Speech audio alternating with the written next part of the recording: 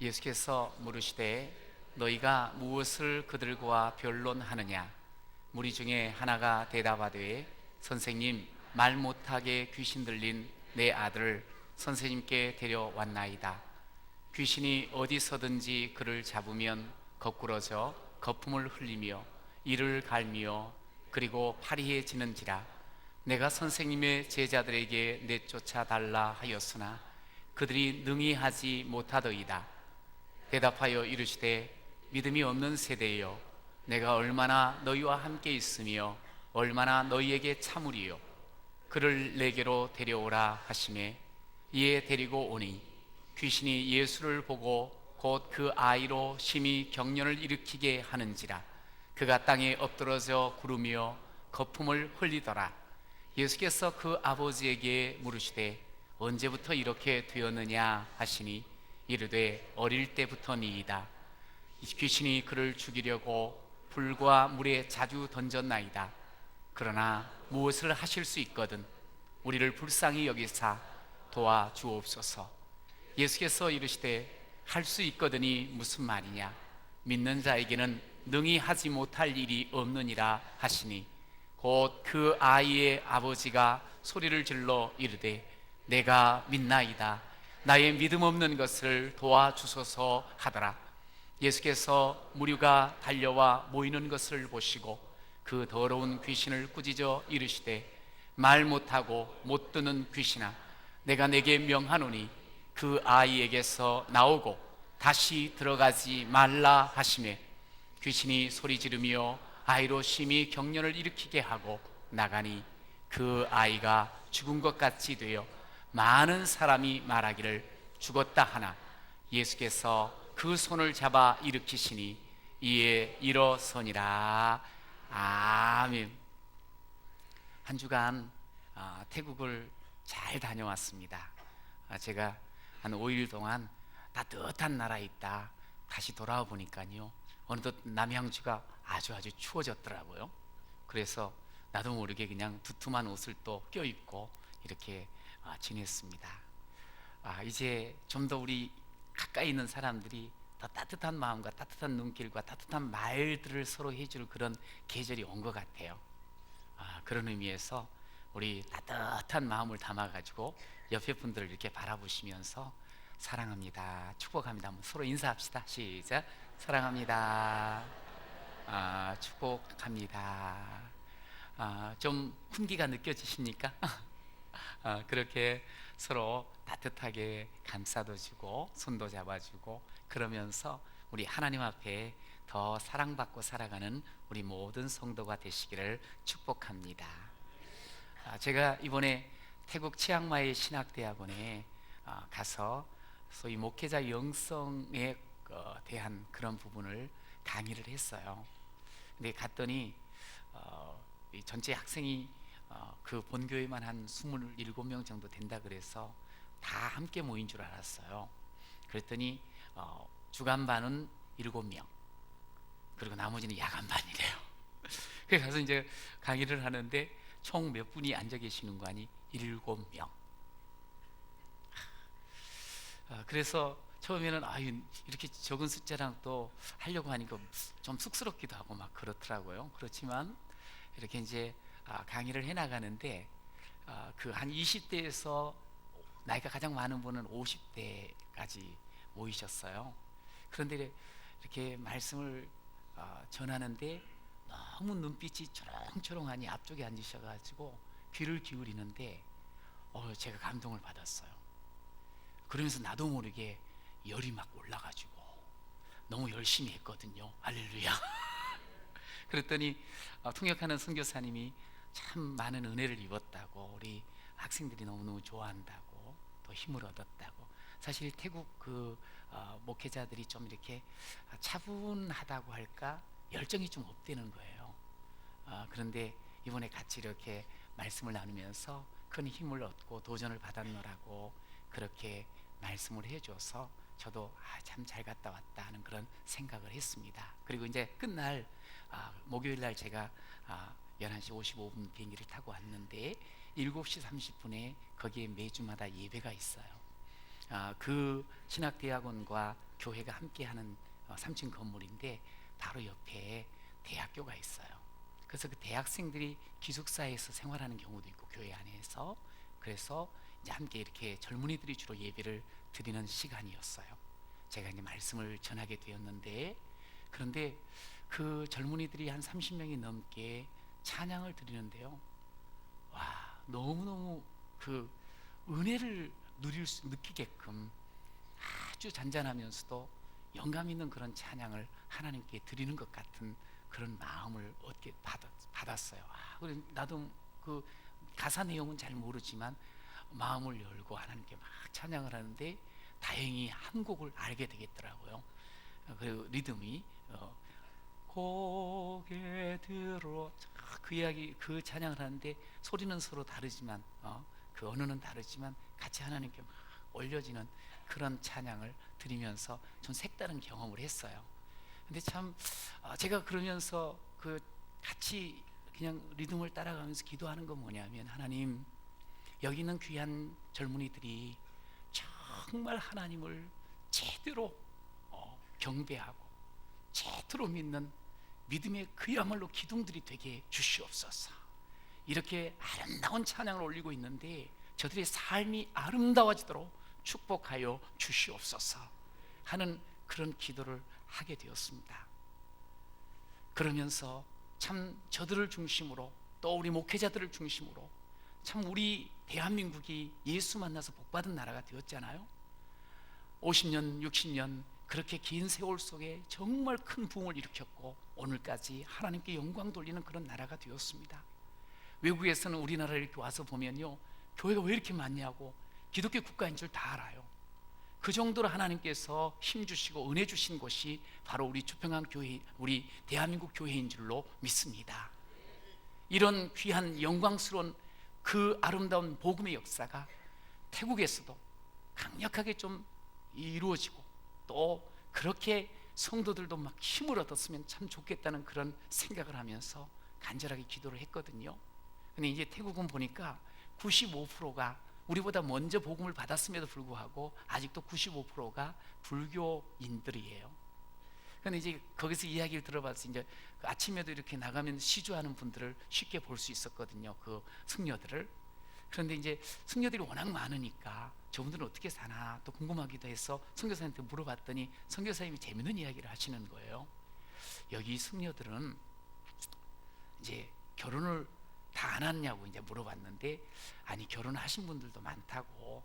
그래서 어떻게 됐나 하고 들어봤어요. 그랬더니 거기 승려들이 이제 예를 들어서 이제 결혼을 해서 가정을 이루어 살다가 가정 이루어 살다 보면 힘들어요, 안 들어요? 하나도 안 들어요. 힘들잖아요. 그 아내의 바가지, 그리고 애들에 대한 그 무거운 짐, 그래서 못 견디겠으면 출가를 해버린대요.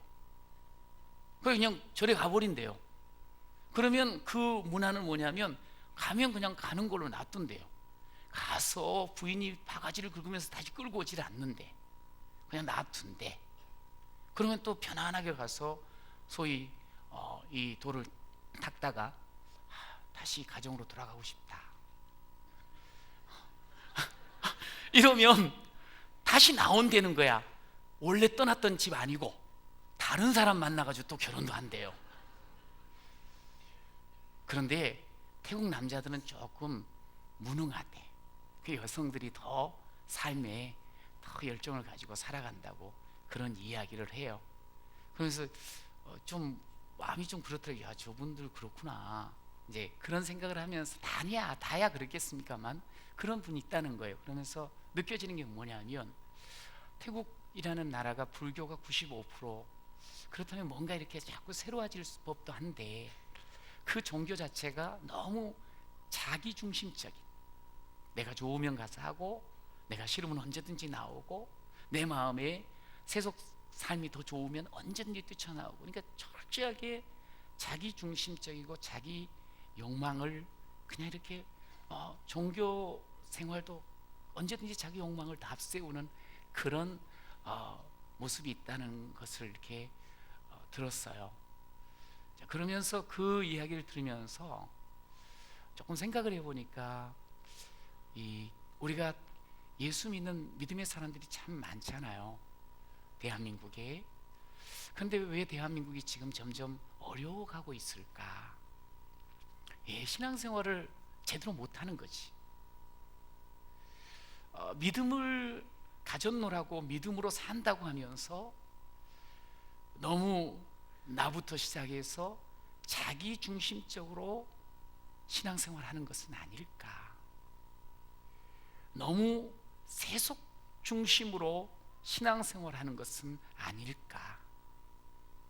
하나님을 왕이라고 고백은 하지만, 알고는 있지만 내가 왕되어서 내 마음대로 살아가는 그런 사람들이 점점 많아지다 보니까 이 사회가, 이 나라가 더 어려워지는 것은 아닐까 하는 그런 생각을 해봤어요. 그러면서 참 믿음이 뭘까? 여러분, 오늘 본문에 보면 예수님께서 변화산, 우리는 그냥 변화산이라 그래요. 왜냐하면 거기서 예수님이 변하셨으니까. 너무 희고 정말 옆에서 봤던 제자 3명이서 그냥 너무너무 황홀지경에 빠질 정도로 너무 신비로운 체험을 했어요. 그런데 믿음의 삶은 단순히 동네를 떠나서, 현장을 떠나서 그냥 신비로운 체험을 하는 것만이 아니라는 거예요. 물론 그런 면도 없지 않아 있어요. 오늘 본문은 그 신비로운 체험을 했던 제자들과 예수님이 다시 마을로 들어옵니다. 그랬더니 그곳에 많은 사람들이 웅성거리고 있는 거예요. 그 웅성거림 속에서 누군가 한 아이가 쓰러져 있어요. 보니까 거품을 흘리고 몹시 파리한 모습으로 쓰러져 있는 거예요. 너무 가련한 모습을 본 거지요. 여러분, 그런데 그런 상황 가운데 예수님과 제자들이 있잖아요. 이미 제자들 9명은 있었습니다만 그 중에 이제 다시 3명과 예수님이 같이 갔어요. 사람들이 일제히 예수님을 바라보는 거예요. 이 상황 속에서, 이 문제 가운데서 도대체 예수님은 어떻게 풀어가실까? 도대체 믿음의 사람들이 어떤 식으로 이 문제를 헤쳐나가는 것일까? 참 믿음은 무엇일까? 하는 것을 이렇게 기억하며 생각하면서 그렇게 주시를 하는 거예요. 오늘 그런 장면 속에서 우리가 지금 우리의 시대도 역시 믿음의 사람을 주목하고 있습니다. 도대체 이 어려운 이 시대에 믿음의 사람들은 어떻게 살아가는 걸까? 이 참담하고 허탈한 이 시대 가운데 믿음의 사람들은 어떻게 살까? 사람들이 우리를 주목하는 거예요. 오늘 예수님께서도 우리에게 너희들은 어떤 믿음으로 살아갈래? 하고 말씀을 던지고 계셔요. 23절 우리 같이 한번 읽어봅시다. 시작. 예수께서 이르시되 할 수 있거든이 무슨 말이냐? 믿는 자에게는 능히 하지 못할 일이 없느니라 하시니. 아멘. 아주 유명한 말씀이에요. 문제 많은 이 세대 속에, 현장 속에, 사람들은 여기저기서 웅성거리는 그런 세대 속에서 살아가는 우리들. 근데 가만히 보니까 할 수 있을까요? 할 수 없어요. 너무 세상이 캄캄해요. 너무 세상이 제멋대로라고요. 우리가 이런 동네에서, 이런 세상 가운데서 뭘 할 수 있겠어요? 하면서 스스로 포기하고 스스로를 돌아보면서 자주하며 쓰러지는 그런 시대 가운데 주님께서는 그게 뭔 말이냐? 믿는 자에게는 능히 하지 못할 일이 없다. 할 수 있다. 따라하세요. 할 수 있다. 이 할 수 있다 하는 다른 길로 가는 것이 믿음의 걸음이라고 말씀하고 있습니다. 여러분, 저는 우리 사랑하는 귀한 성도들이 예수를 믿고 이제 믿음의 걸음을 시작하는 분이 있습니까? 이미 믿음의 걸음을 많이 걸으면서 여기까지 오신 분이 있습니까? 혹 그런 믿음의 걸음을 걸으면서도 아직도 세상 가운데 거한 그 자리에서 사람들의 웅성거림과 사람들의 내뱉는 말과 사람들의 생각과 세상의 어둠 속에 갇혀가지고 할 수 없어, 나는 끝났어, 이거밖에 안 돼, 혹 그런 생각과 그런 말을 뱉으면서 살고 있지는 않습니까? 믿음은 뭐냐면요, 자신의 무능함과 연약함을 인정하는 거예요. 그러면서 우리가 믿을 예수 그리스도의 도우심을 받으며, 그리고 그분에게 모든 삶을 맡기며 의지하는 것이 믿음입니다. 할렐루야. 내가 믿는 예수님께 내 삶을 맡기고 그분을 의지하며 따라가는 것이 믿음입니다. 세상 늘 머뭇거리며 그러다가 선택의 길이 항상 혹시 내 마음 가는 대로, 내 감정대로, 내 경험대로 가고 있지는 않는지요? 아니, 사람들 많이 모여서 크게 외치는 그 소리에 더 현혹이 되어서 혹 그 길로 향하고 있지는 않는지요? 믿음으로 사는 것은 내가 원하는 삶을 사는 게 아니에요. 주님이 원하는 그 삶을 걸어가는 것이 믿음임을 여러분 기억하시기를 축원합니다. 우리가 달라져야 돼요. 다른 길로 갈 수 있어야 돼요. 오늘 예수님께서 말 못하는 사람, 못해요. 그리고 거꾸러져 있는 사람, 쓰러져요. 그리고 비참하게 거품을 흘리며 파리에 가는 그 인생 가운데 예수님이 찾아오셨어요. 그렇습니다. 우리가 우리 자신을 이렇게 가만히 돌아보면 우리가 굳건하게 서서 살아가고 있는 그런 존재가 못 됩니다. 우리는 늘 흔들거립니다. 우리는 어떤 일들을 바라보면서 긍정적인 눈으로 뭔가가 될 수 있다고, 할 수 있다고 그렇게 말하기보다는 안 되겠네, 끝났네, 틀렸네, 부정적인 사고와 생각 속에 갇혀 있을 때가 참 많습니다. 가장 중요한 것은 뭐냐면 내가 너무 내 중심이라는 거예요. 나밖에 모른다는 거예요. 당신의 기분대로, 당신의 감정대로 사십시오. 오늘 그렇게 부추기지 않아요? 그러다 보니까 나도 모르는 사이에 내가 우선이 돼버립니다. 내가 중심이 돼버립니다. 그렇게 살아가는 그런 우리의 모습이 너무 많이 있어요. 주님은 우리에게 찾아오셔서 이렇게 이야기하죠. 믿음이 없는 세대요, 믿음이 없는 너 아니냐? 그렇습니다. 우리는 그렇게 흔들거리며 사는데 믿음이 없어요. 자기 자신도 믿지를 못하는 거, 내 경험도 의지할 대상이 못 된다는 걸 살면서 깨닫게 돼요.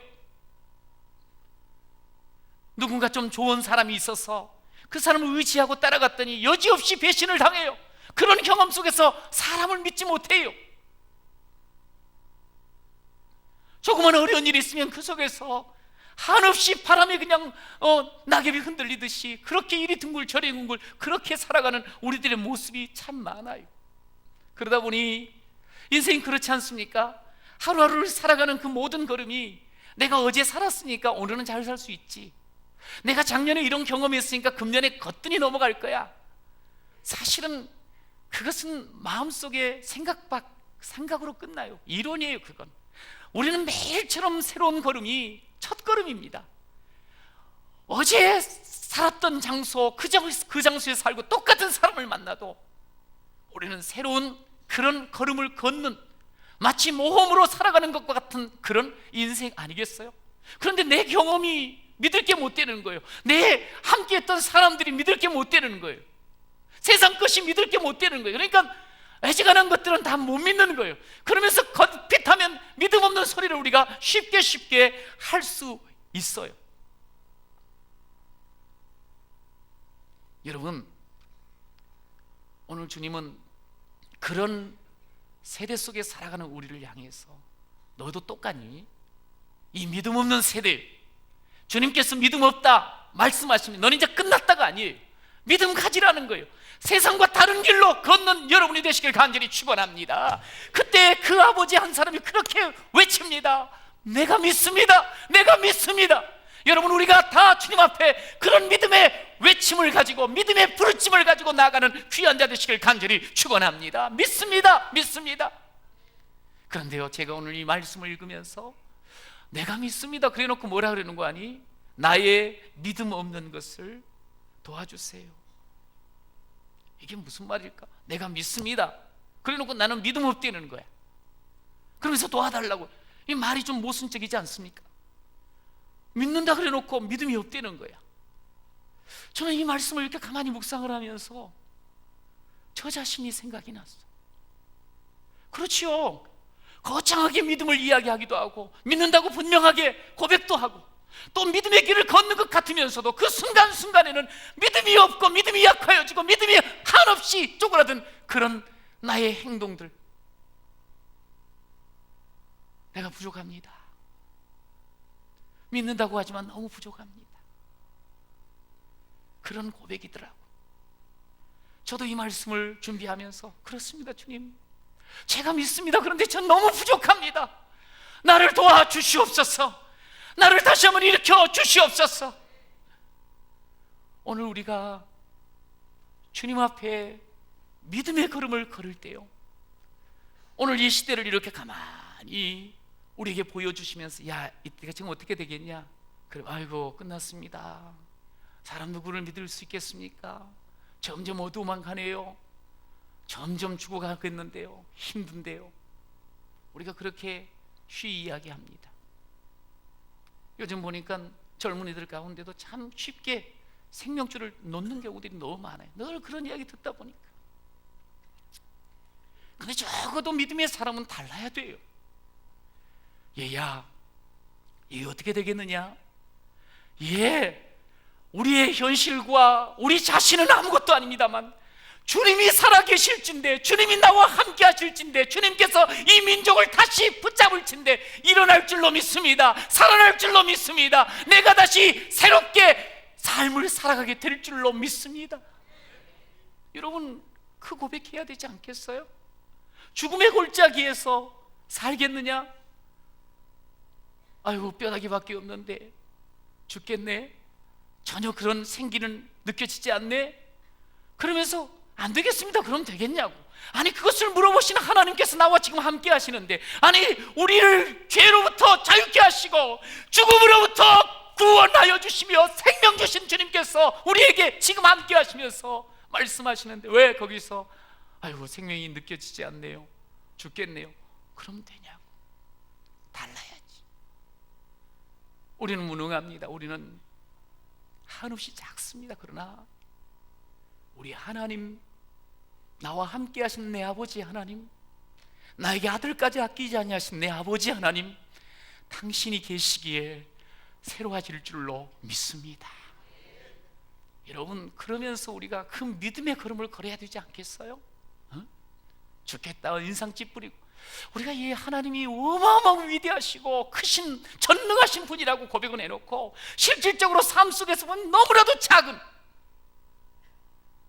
내 생각과 내 경험 속에 딱 가두어 버려놓고 그렇게 하나님을 혹 믿고 있지는 않는지, 삶을 살아가면서 그저 내 해석대로 살아가며 또 그것이 믿음이라고 혹 생각지는 않는지. 여러분, 우리의 생각을 좀 버려야 돼요. 아이가 학교에서 영 적응을 잘 못해, 힘들어해. 그런 아이들 시험 보면은 점수가 어떻게 나올까요? 형편없지 뭐. 마치 하나도 경험 안 해본 것처럼 가만히 계시는데 이제 어려워 그런데 그러다고. 그러면 이제 아이가 성적표를 들고 오면은 엄마 된 우리 믿음의 사람들은 어떻게 해야 되죠? 이런 바보 멍청이 아니야 이거? 좀 무식한 말은 이렇게 돼요. 돌대가리 아닌가 막 그러면서 너 도대체 뭐 하고 사냐? 뭐가 부족해서 그러냐?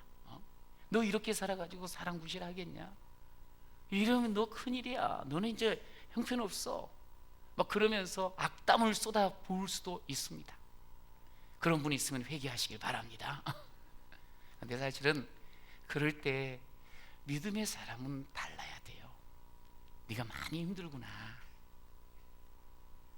그러나 얘야, 엄마는 너 기대하고 있단다. 왜 기대하는 줄 아니? 엄마는 하나님을 믿어. 그 하나님이 너와 지금 함께 하신 것을 내가 믿거든. 하나님이 함께한 인생, 사람은 달라져. 할렐루야. 그런 말을 하는 거예요. 여러분, 그럴 때 그 말을 들으면 엄마가 믿는 하나님이 나와 함께 하시고 나를 이끌어 가시는구나. 왜 그것을 못 느끼겠어요? 알지 않겠어요?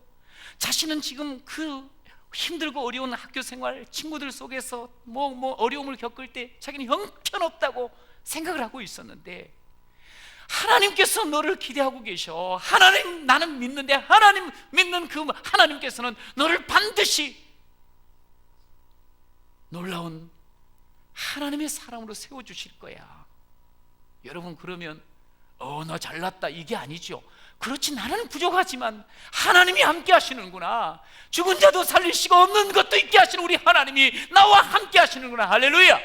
여러분, 같이 일어나지 않겠어요? 그러면 새로운 길을 걷지 않겠어요? 계속적으로 안 된다, 틀렸다, 너는 왜 그 모양이냐? 그럼 그 모양 그 길로만 계속 가는 거 아니겠냐고.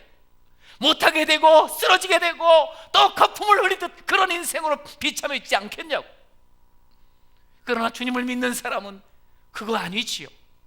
하나님이 함께 하는데 새로운 길이 반드시 열릴 줄로 믿습니다.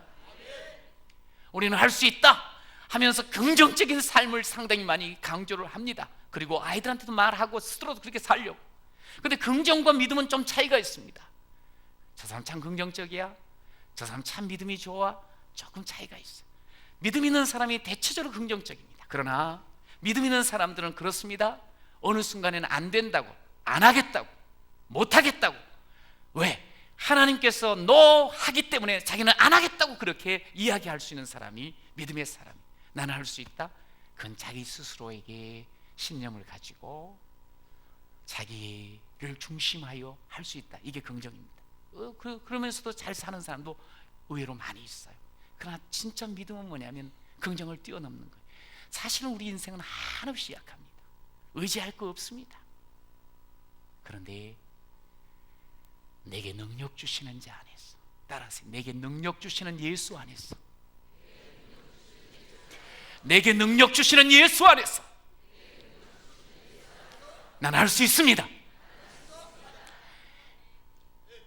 사람이요, 다 거기서 거기에요. 이번에 그 태국 가가지고 이곳저곳을 좀 다니기도 했는데, 강의가 끝나고 가는 곳마다 큰 건물이라든가 길가에 그냥 온통 한 사람 사진이 흑백 사진으로 걸려 있어요. 그 나라 국왕이 한 3주 전에 세상을 떠났는데 지금 국상 기간이라는 거예요. 그다음에 애도하는 거예요. 그런데 태국 사람들이, 거의 모든 사람들이 그 국왕을 매우 존경한다는 거예요. 60년이 넘는 동안 통치를 왕의 자리에 있었는데 이 사람이 보니까 정말 백성들을 사랑했더라고. 힘들고 어려운데 항상 찾아다니고 백성이 잘 살기를 위해서 많이 애를 쓰고, 그러면서 정말 검소하게, 심지어 자기가 죽으면서도 자기 누나가 죽을 때는 더 화려하고 거창했는데 나의 장례는 소박하게 치러달라. 그래서 좀 조용하게 지금 치르고 있는, 그러니까 죽고 난 뒤에도 백성들을 생각하는 그런 지도자였다는 거지. 그러니까 너무너무 다들 존경한대. 참 부럽다, 좋다, 좋은 지도자. 떠나도 저렇게 모든 백성이 여야를 막론하고 다 좋아하는 그런 모습들을 보면서 참 좋은 지도자였구나 하는 생각이 들었어. 그러나 거기까지 죽습니다. 떠납니다. 그가 정말 사랑하셔서 열심히 했지만 그렇게 많이 바뀌어지지도 않았습니다. 반면에 지도자 가운데 힘겹게 하고 어렵게 할 수도 있습니다. 그런데 그것도 잠깐입니다. 떠납니다. 왜냐하면 사람은 다 거기서 거기고 다 끝장이 있거든요. 사람은 의지할 게 없어요. 믿을 것 없어요. 너무 믿어가지고 그냥 거기에 발등 찍혀가지고 분노할 필요 없어요. 다 지나가요. 여러분, 세상 사람들은 그 사람에게 목매기도 하고 사람을 그렇게 미워하며 그냥 그러면서 분통 터치러 한다 할지라도 다 지나가는데 보면 다 그렇고 그렇지. 그러나 기억하십시다. 그런 우리의 연약함과 한계 있는 그 우리 속에 하나님이 역사하시기만 하면 이 민족은 반드시 소망이 있고, 그 하나님을 믿고 믿음으로 다른 길을 걷는 사람에게는 능력의 삶이 완전히 새롭게 열릴 줄로 믿으시기 바랍니다. 그래서 우리의 삶은요, 그냥 내가 생각하면서 그래, 나는 기적을 많이 누리고 싶어, 부요를 누리고 싶어, 나는 건강하고 싶어, 나는 성공하고 싶어, 그러면서 사는 삶, 여러분 그건 내려놓으세요. 하나님이 저를 구원해 주셨는데, 그리고 지금까지도 나와 함께 하시고 선한 목자 되어 내 죽을 때까지 끝까지 영원한 생명을 인도하실 주님, 내 삶은 걸음걸음 정말 하나님을 찬양하고 싶습니다. 하나님께 영광 돌리고 싶습니다. 하나님을 높이고 싶습니다. 할렐루야. 여러분, 그렇게 우리 하나님을 중심으로 살아가게 되어지면 그토록 우리 속에서 쓰러지고 거품 올리듯 그렇게 넘어질 수밖에 없는 우리 인생, 가련한 인생이 기쁨이 솟아나게 되고 찬양이 넘치게 되어지고, 우리 하나님 앞에 영광을 돌리는 승리의 삶이 우리 앞에 펼쳐질 줄로 믿습니다. 왜? 하나님이 살아계시고 하나님이 전능하시기 때문에 그렇습니다. 할 수 없다 아닙니다. 하나님과 함께하면 할 수 있도록 길을 열어 주실 줄로 믿습니다. 우리 인생 가운데는 두 갈래 길이 있습니다. 내 힘대로, 내 경험대로 사람을 의지하며 세상의 가치를 좇는 걸음이 있습니다. 또 한 가지는 오직 하나님의 뜻을 기억하며 하나님께 내가 영광 돌리겠습니다 하며 걷는 걸음도 있습니다. 혹 아직도 머뭇거리고 계십니까? 망설이고 계십니까? 이제 멈추십시오. 그 망설임을 끝내십시오. 하나님만 나는 의지하고 나는 세상과 다른 길 가야지. 그래, 나는 내 욕심과 내 중심의 삶에서 이제는 새로운 노선, 주님을 따라가야지. 여러분, 그러면서 새롭게 가는 우리 모두가 되시기를 간절히 축원합니다. 여러분, 그럴 때요, 한번 따라해서 일어서라. 일어섭니다. 할렐루야. 오직 하나님을 붙잡을 때 일어섭니다. 할렐루야. 파리에서 죽어가는 그 사람이 주의 손을 내어밀 때 그 손을 붙잡으니 일으키시니 일어나더라. 할렐루야. 일어섭니다. 일어섭니다. 우리 주님께서 우리와 함께 하시고 우리가 믿음의 손을 내어밀기만 하면 우리가 어떤 자리 가운데 다시 일어나는 기적을 체험하게 될 줄로 믿습니다. 믿음이요, 삶의 능력입니다. 현장 속에서 하나님의 살아계심이 보여지는 능력을 믿음으로 우리가 경험하게 될 줄로 믿으시기 바랍니다. 오늘 본문에 보니까 한 아이가 완전히 죽은 것 같아요.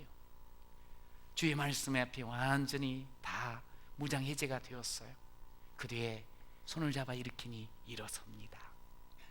여러분, 우리의 삶을 이 어렵고 힘들 때 다시 한번 돌아봐야 돼. 그리고 무장해제를 해야 돼. 내가 아등바등 더 악다구니를 가지고 살면 안 돼요. 이럴 때 주님, 그렇습니다. 내가 이렇게 무능하고 연약합니다.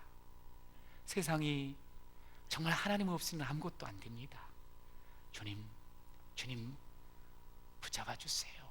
주님 일으켜 주세요 하고 주님께 맡기는 거예요. 믿음은요, 우리에게 능력이 찾아옴과 동시에, 능력의 삶을 주심과 동시에 새로운 삶을 살아갈 수 있는 기회를 제공하는 것이 믿음입니다.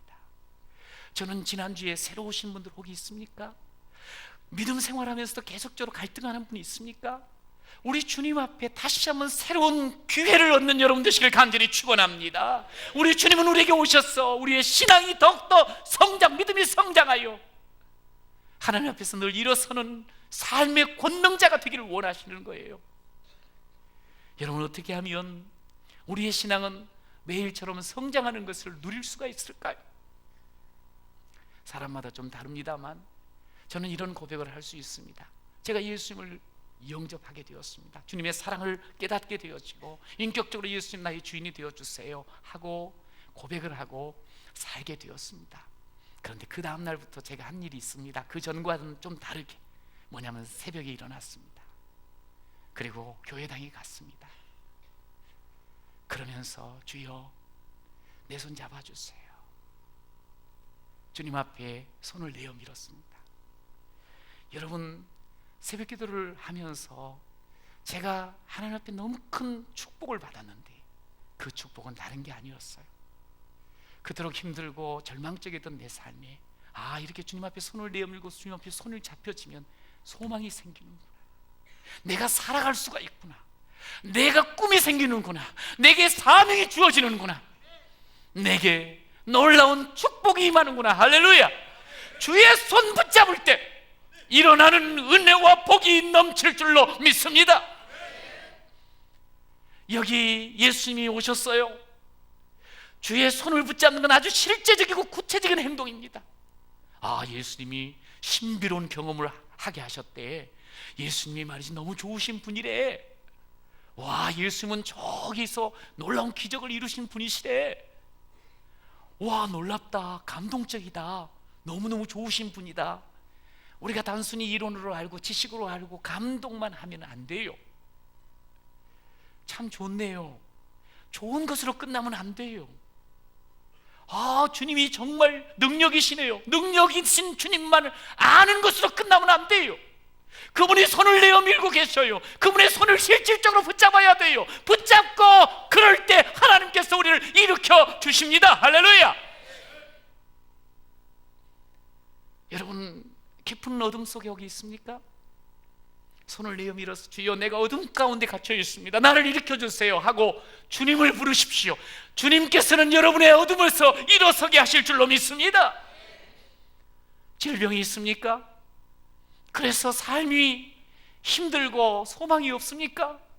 주님이여, 내가 오랫동안 이런 고통과 질병을 가지고 살아갑니다. 주여, 우리를 치유하시는 주님, 생명까지 주신 내 아버지여, 내 손을 잡아 주옵소서. 온전히 믿고 주님 앞에 손을 내어 밀어보십시오. 우리의 모든 질병이 치료될 줄로 믿으시 바랍니다. 자꾸만 못하겠다, 거꾸러진다, 파리해진다, 혹 그런 아픔을 가지고 있습니까? 주여, 나를 붙잡아 주옵소서 하고 손을 내어 밀어보십시오.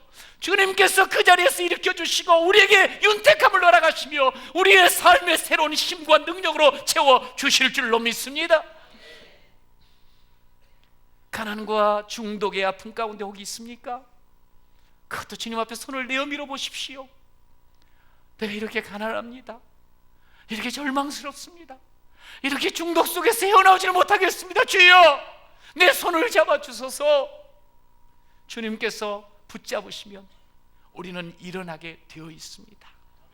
저는 우리 사랑하는 모든 성도들, 이제 믿음의 손을 내어 미십시오. 여러분, 그저 알고 있는 것으로 감동하는 것으로 끝나지 마시고 주님 약속의 말씀을 붙잡고 그 말씀 앞에 나를 내려놓고 손을 맡기시길 바랍니다. 그럼 여러분 모두가 그 쓰러진 자리에서, 거꾸러진 자리에서, 할 수 없다고 생각되어지는 그 자리에서, 이제는 끝났다고 생각하는 그 자리에서 일어나는 복을 누리게 될 줄로 믿습니다. 믿음의 손을 내어 미십시오. 믿음의 손으로 주님을 붙잡으십시오. 믿음의 손으로 주님과 함께 하시기를 간절히 축원합니다. 제가 이번 11월 달에 여러분들이 좀 읽었으면 좋겠다 생각하는 책 이름이 이겁니다. 아주 멋져요. 끝날 때까지 끝난 것은 아니다. 끝날 때까지 끝난 것은 아니다. 이 책은 켄달이라는 목사님이 지은 책입니다.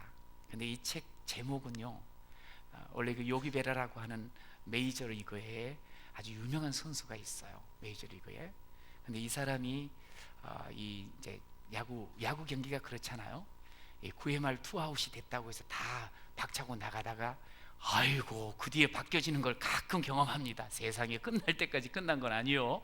이런 이제 생각들을 이렇게 실제적인 면을 보면서도 알게 되는데요. 그런 생각을 하게 되는데 이분이 이제 그런 말을 했어요. 그러니까 이 목사님이 이분이 해서 너무 유명한 말이 된지라 직접 찾아뵙고 제가 이 제목으로 책을 쓰려고 하는데 어떻습니까? 해서 이제 책을 쓰게 허락을 받아가지고 제목을 이걸 잡아놓으라고 그런 일화를 써놨어요. 그런데 거기에서 내용이 그거예요. 이제 하나님을 우리가 믿잖아요. 믿음의 삶을 살아가는데 하나님 능력이시니까, 더군다나 그 능력에 하나님이 약속을 주셨으면 곧바로 뭐가 돼야 되잖아요. 안 되는 거예요. 더딘 거예요. 내 생각으로는 이제는 끝난 거예요. 이제 더 이상 소망이 없는 거예요. 예를 들어서 모세도 그렇고 아브라함도 그래요. 끝났나 보다. 아니라는 거예요. 하나님이 살아계신데 끝날 때까지 끝난 것은 아니다. 우리가 끝났다고 생각하지 않아야 된다. 우리가 끝났다고 선언해서는 안 된다. 더디 오실지라도 주께서 오셔서 약속 주신 주님께서는, 우리가 믿는 주님께서는 우리를 다시 회복시켜 주시고 새로운 출발을 하도록 하나님께서 힘 주심을 믿으시기 바랍니다. 끝난 게 아니에요. 우리 하나님이 끝나는 분이 아니시거든요. 오늘 이 땅을 바라보시면서도, 우리의 가정과 우리 개인의 삶을 바라보시면서도 그렇습니다. 이제 내가 나를 내려놓고 세상 것 바라보던 그 눈 좀 시선 옮겨서 주님 바라보고 붙잡고 나아가 그 다른 길로 가기만 하면 우리는 반드시 일어나 새로운 걸음, 능력의 걸음, 축복의 걸음, 승리의 걸음을 걷게 될 줄로 믿습니다. 그렇게 우리 하나님께 영광스럽게 살아가는 존귀한 주의 자녀 되시기를 간절히 축원합니다.